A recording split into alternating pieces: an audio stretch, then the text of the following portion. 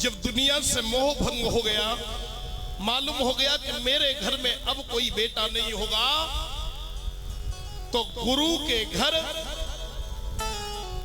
महाराज दशरथ गुरु वशिष्ठ जी के पास में पहुंचे और गुरु जी के पास में जाकर के विनती करी गुरु जी से, गुरु जी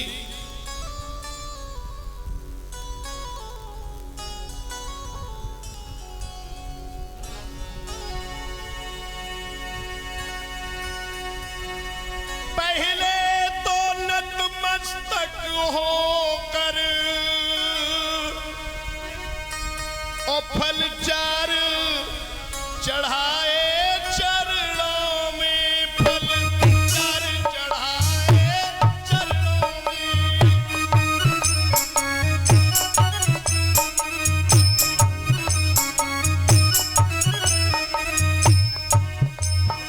फिर अर्ध रूप में सुचार चुपचाप गिराए चरणों में।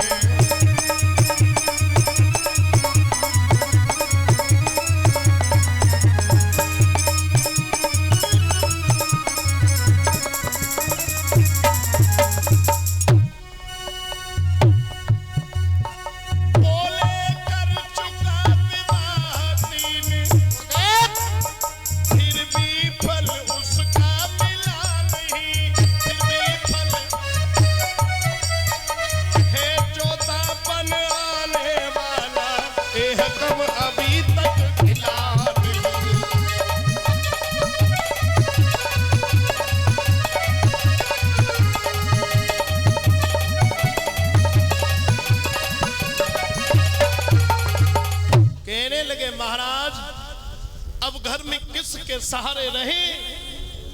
कोई भी ना बालक है और बिना बालक के ये घर आंगन सब सूना सूना है, कुछ भी अच्छा नहीं लगता। महाराज हो सके तो मेरे कष्टों को दूर करने की कृपा करिए। देख शिष्य की विकलता ओ बोले श्री गुरुराज, ज्ञानवान नरनाथ हो, इतनी चिंता आज। कितने ज्ञानी होकर के रो रहे हो। गुरुजी ने समझाया लल्ला कि ये चिंता बड़ी चिता से है, और नर को निर्जीव बनाती है।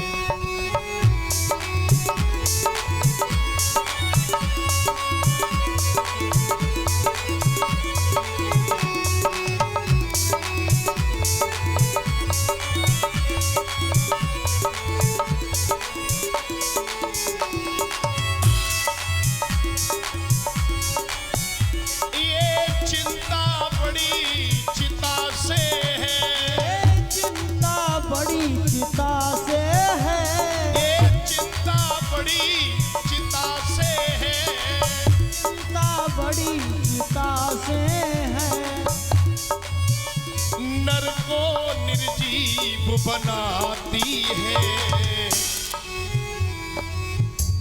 मुर्दे को चिता जलाती है,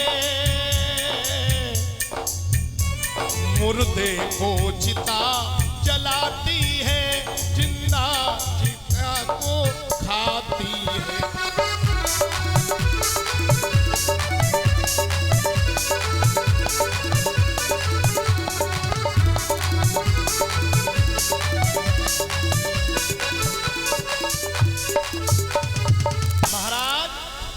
ये चिंता चिता से बुरी है।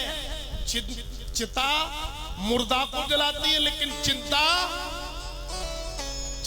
जीवित को खा जाती है। अगर चिंता मन में लग जाए और काऊ के प्रति चिंता लग जाए, फिर खाना पीना कुछ भी अच्छा नहीं लगता। महाराज आप भले हो, सब कुछ जानते हो, इतने बड़े चक्रवर्ती सम्राट हो, इतनी चिंता क्यों कर रहे हो? मेरे भैया महाराज वशिष्ठ ने समझाया, बेटा बेटा कह करके आप मेरा माथा पचा रहे हो, और कहीं बेटा कुपुत्र निकल जाए तो फिर क्या करोगे? क्या किसी के घर में बेटा नहीं है? 4-4 बेटा है, 5-5 बेटा है, उनके बड़े बूढ़े को देखो, कोई पूछवे वाला हाथों के रोटी खाओगे कि ना खाओगे? है कहां पड़े हो, क्या कर रहे हो, कोई पूछने वाला नहीं है। ध्यान रखना, आज के समय में वो बड़ो सौभाग्यशाली है जाकी औलाद खड़े है कि शाम को पूछ ले कि बाबा तुमने रोटी खाई है? संजय को जी पूछ ले कि तुमने भोजन किया कि नहीं किया, तो समझ ले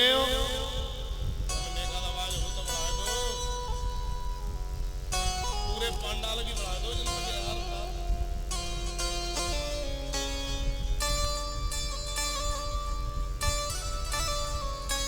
मेरे भैया महाराज दशरथ को वशिष्ठ जी समझा रहे हैं, बेटा पुत्रों से ही नाम नहीं चलता, लेकिन दशरथ कह रहे हैं महाराज हो सके तो मुझे बेटा दे दीजिए। एकदम से चरणों में गिर पड़े, कहने लगे महाराज आप मुझे बेटा दे दीजिए।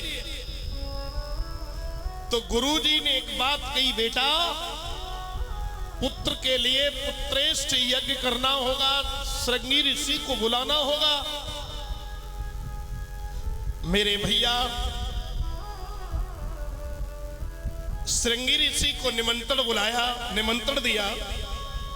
वशिष्ठ ने कही श्रृंगी ऋषि ऐसे नहीं आएंगे, कैसे आएंगे? तो ध्यान रखना महाराज दशरथ मोह माया धन दौलत का सब कुछ त्याग करके और नंगे नंगे पैर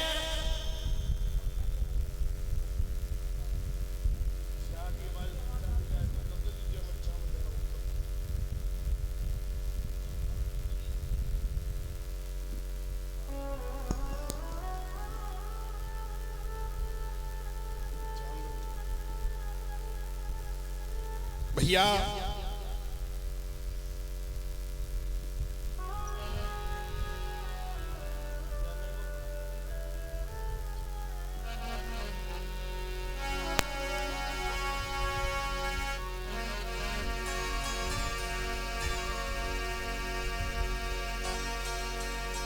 लेने श्रृंगी ऋषि को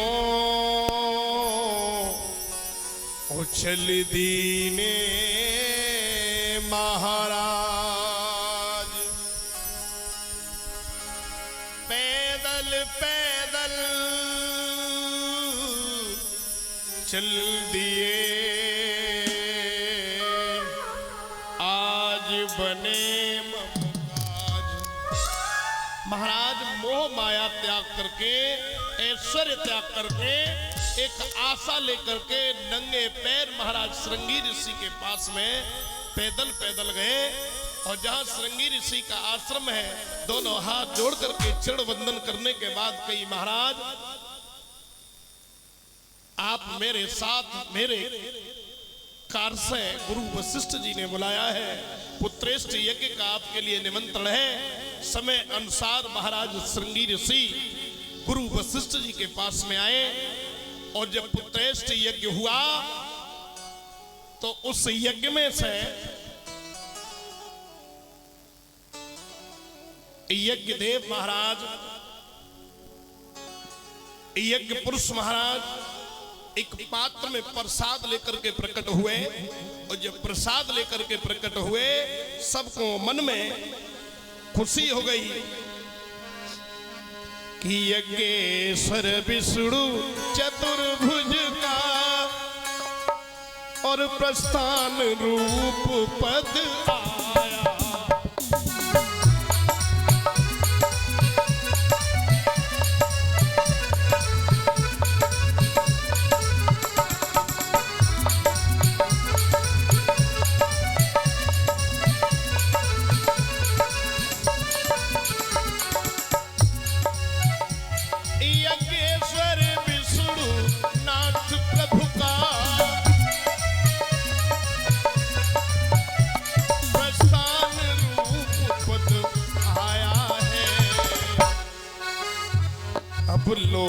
अलौकिक चमत्कार तब राजा को दिखलाया है।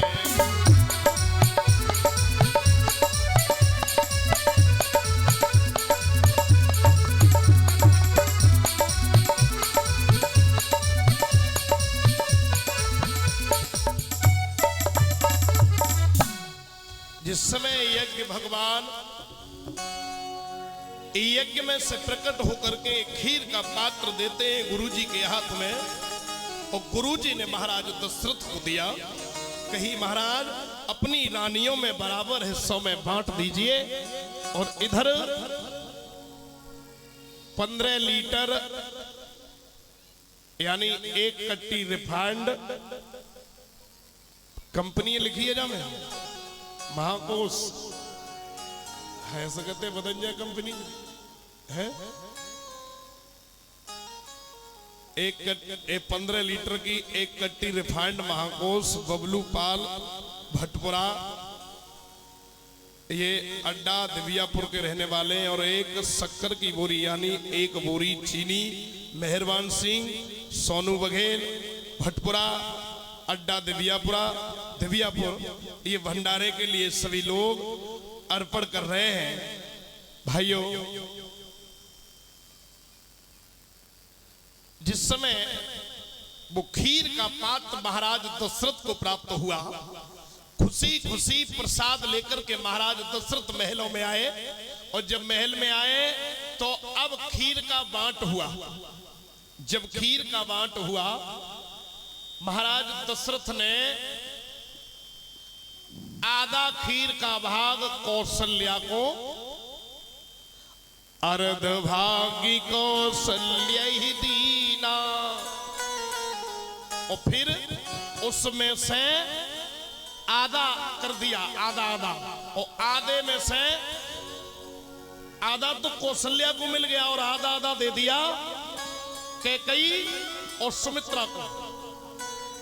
तो सुमित्रा को कैकेयी ने अपने में से आधा हिस्सा और दिया।